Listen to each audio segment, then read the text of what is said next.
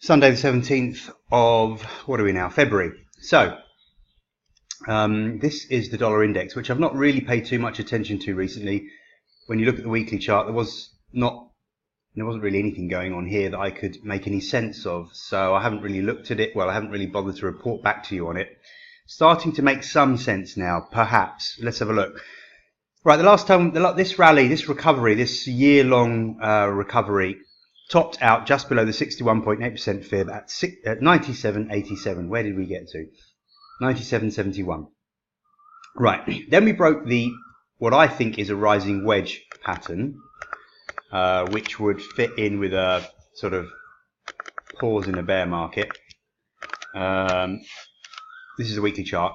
Okay, so there's the rising wedge, which I thought once we broke, we would then collapse, but we didn't. We broke, we traded sideways, and then we headed higher over the last 2 weeks. Now, we didn't quite get to what would have been a really nice selling opportunity at sort of 97.80, 97.90. It's not to say it won't happen, but this candle isn't as positive as you'd want it to be if you were holding a long position in the dollar right now, having spiked up and then closed about halfway down the candle.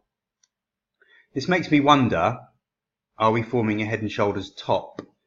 Now, head and shoulders are one of the things that people seem to get wrong all the time, and I don't know why, 'cause it's so simple, but they seem to think that if, well, this is my point, the market has to have a decent rally up, a sustained bull run before a head and shoulders top is relevant. Let me try and explain this to you. If this was the extent of the rally, let's say the rally had just started sort of here, at the bottom of this candle, or the bottom of this candle would be more appropriate, 91.40. So let's just widen it out a bit. You know, and it had a little run up and then dipped. And then you've got this head and shoulders pattern, which might still be a head and shoulders pattern. If we top here, we break the neckline.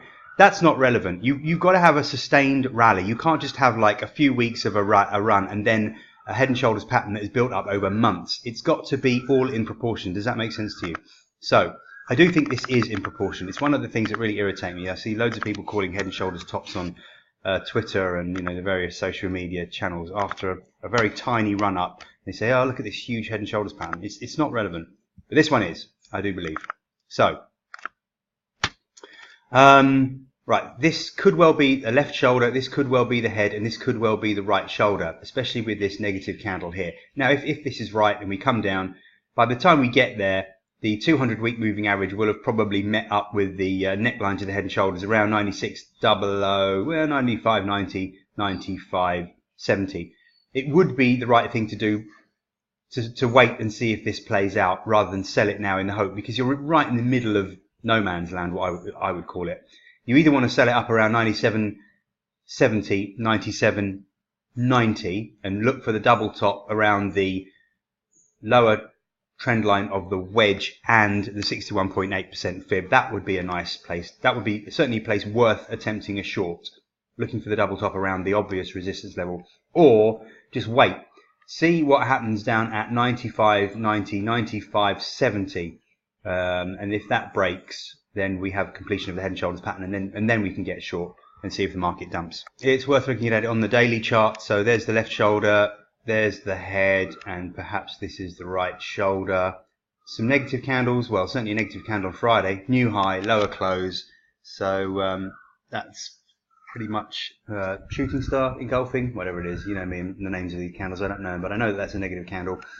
And again, if we get down below 96.30, we can look at the 200-day moving average at 95.50. It's a little bit lower, I think, than I was looking at the neckline. This is the neckline anyway, on the daily chart, 95.40. It's a bit lower than it looked like it was on the weekly chart. Okay, that's all I can say on this matter. It's a wait and see game. Selling it right here, I think, is too risky.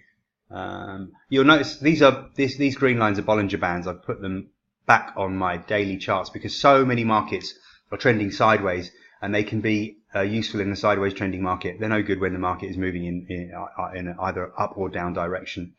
Aussie dollar isn't much fun at the moment. Really, we're just in one big sideways trend. If you ignore this spike lower on that second week of January, first week of January, you can see we've just traded in this block here We are in a downtrend though, so in theory we should have a negative bias, but really this is very difficult to read. The Bollinger Bands are actually working quite well. 200-day moving average certainly worked well at the beginning of the month. I don't really understand what's going on here now, so I'm leaving it, but maybe the midpoint of the Bollinger Bands and the 100-day moving average will hold this at the moment. New Zealand dollar up, down, up, down, up, down on the weekly chart, as you can see for the last few weeks. The 200-day week moving average has been holding. Let's look at the daily chart, see if it makes any more sense. It really doesn't. All these moving averages just going sideways. You can see we've been in a sideways trend for a long time. Yeah, Bollinger Bands are kind of working. I've no idea what to do with that pair. So with the Aussie and the New Zealand, it really is a case of trying to scalp 20-30 pips when you can grab them. Longer term, I've got no idea which way we're going. Dollar yen did not quite make it to the 200-day moving average, so that reversed, and we certainly got a negative candle on Thursday, and as I wrote, I think on Friday morning, that we've got a minor sell signal. So I would go with a negative outlook. The stochastics help back that up. The fact that we didn't quite touch the 200-day moving average and then got the negative candle, that's all I can get out of this, really. Let's have a look at the weekly chart in case there's something on there that gives me another clue. Not really. Not really. Yeah, this is my best guess. We reverse a little bit. I've got some fibs on there, so we could certainly get down to 109.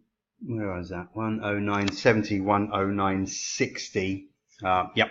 Move on. The euro versus the US dollar.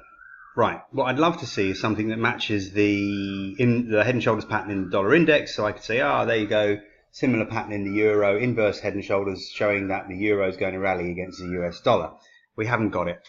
If anything, this looks negative, which is really frustrating. Only because this 200-week moving average has been a significant, has worked significantly as support, as you can see. And now we're below it. I did say that a break below there would be negative, and we did trade down to 112.31. So that at least I think was right. But trying to hold a short position is just impossible. Trying to hold any position in this market is just impossible. Look, we break down, then we have an enormous rally up, beat the previous day's high, then we beat this day's high on the following day on the 13th, and then collapse. Then another big blue candle. Then I don't know. I don't know how you trade this. I really don't know how you trade this. How are you supposed to do that when it's up enormously one day, down enormously the next day? You've got this engulfing pattern. Then you get a big blue candle. And then you get this. I have no idea what to do with the euro. If you have, let me know. But we've got to wait for some sort of breakout. So I give up.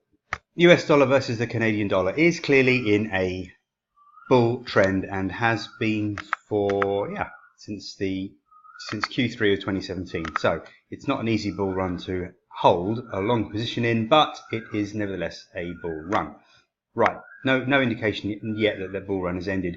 We seem to be in some sort of consolidation pattern here. The 55-day moving average and the 100-day moving average seem to be working pretty well as trading levels or close to it anyway. We certainly haven't been able to break the 55-day moving average, which is around 133.50 this week.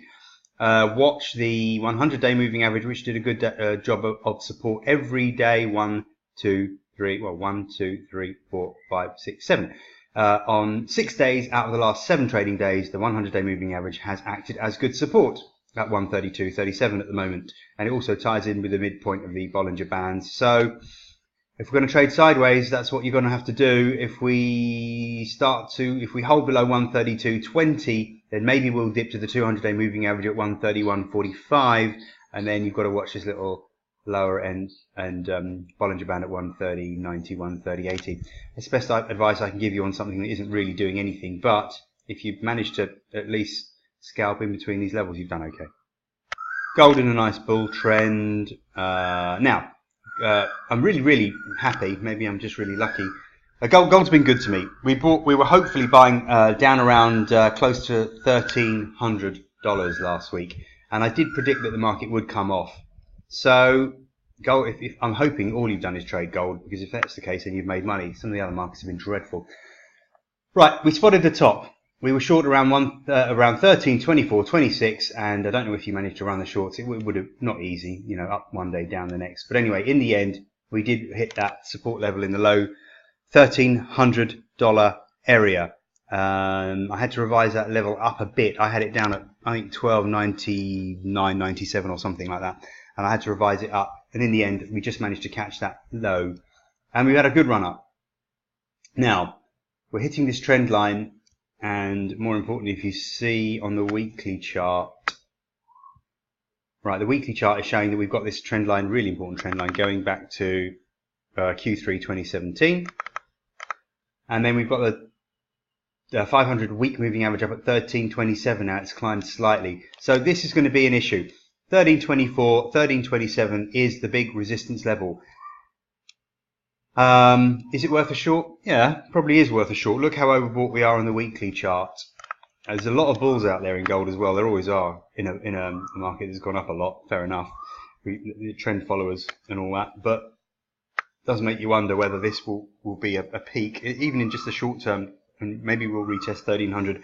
Maybe we'll even break below 1297 and get down to 1290-ish. Anyway, I'm speculating. I really don't know. But without doubt, 1324, 1327 is the most important level in gold this week and will determine what happens. If we start breaking above 1230, that's going to be a big buy signal. There's really nothing in the way of a run up. Who knows? Maybe as far as 1365, certainly as far as this trend line at 1355. So there is some profit potential in this. If you're nimble enough to get short, but then stop out and get long again. If you get short and it goes down, happy days, you don't have to be nimble.